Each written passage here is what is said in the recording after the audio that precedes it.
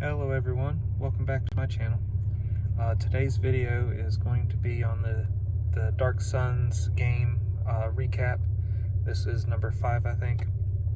So this is the first game where we actually were in Dark Suns for the whole game session.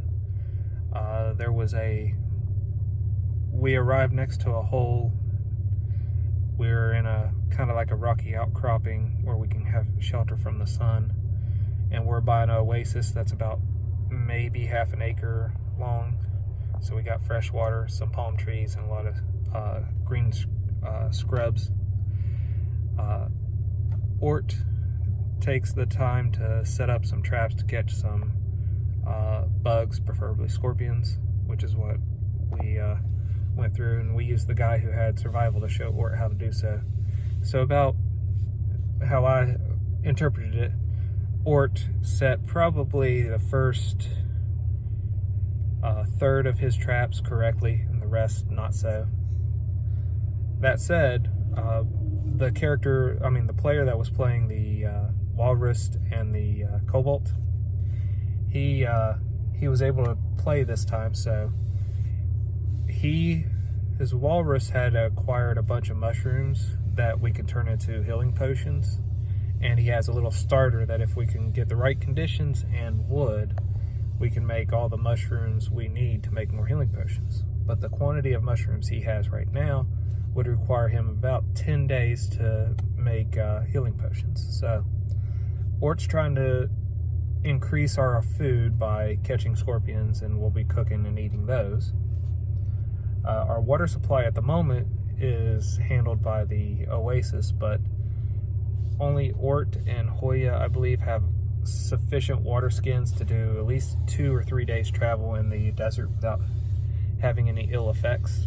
So we had to figure out what we were going to do there. And eventually we ended up killing a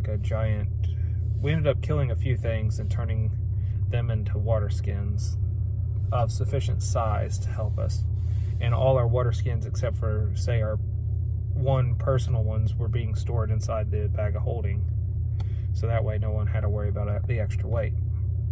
Well, eventually we move away from the oasis and we travel at night, so we're traveling in the frigid cold of the desert, and we picked a direction based on the stars that are not the same as the stars that we knew. So seeing where the sun rises and sun falls, we know east from west. But we picked the direction of the stars based on what we studied for, I don't know, the 10 nights that we were there. So we head in that direction, and the direction I picked, because I rolled randomly for it, was northeast, I believe. And northeast turns out to be away from anything that could be of help for us right away. So we travel for some time, then we come to a higher kind of plateau, and there's a small oasis at this plateau as well. So we take our time. It's salty water, so we try to find the spring that's feeding it, and we do, and we get some fresh water. Meanwhile, we're getting hunted by something. I think it was like a 6-legged tiger or something. I am not familiar with the monsters from Dark Sun, so it's entertaining every time a new creature is introduced to me. And we make short work of it once combat fully initiates. But it was interesting. We turn its bladder into a container for water, and we take its hides and we get them fused for containers of water. And then we fill those up and add them to the bags of holding. We take as much meat as we can, and I think he said it was like a salty plain, so I cut the meat thinly and salt it and sun dry it more or less on our travels. So we have salted jerky as well. We continue on exploring, being entertained by all the new stuff, and feeling like our characters are probably going to die because it's Dark Sun and it's D&D. Why expect anything else? Just have fun. We continue on and encounter a village. And and this was the last thing we did. So we're talking to some villagers, we're finding out some information, gaining some information. The two characters that are in the party that don't have players there is that giant character that I mentioned in one of the other updates, and a cleric that was played one time by one of our friends. And he's a workaholic, so him making the games is going to be hit or miss right now. So with that, we came up with a fun thing to do, but I don't know if we're going to commit to it yet or not.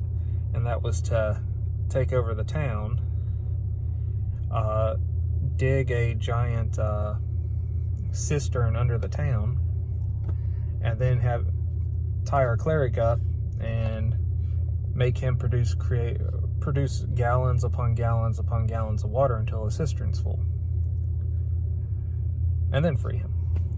And then if we would get attacked by other towns, since water's so precious here, we could just abandon the cistern because they wouldn't know where the water came from, and once they used it all up, we could just essentially do this in another place. So that's a fun idea we had that we may or may not do. It all depends. If I missed anything in this update, comment them down below, guys. Until we meet again.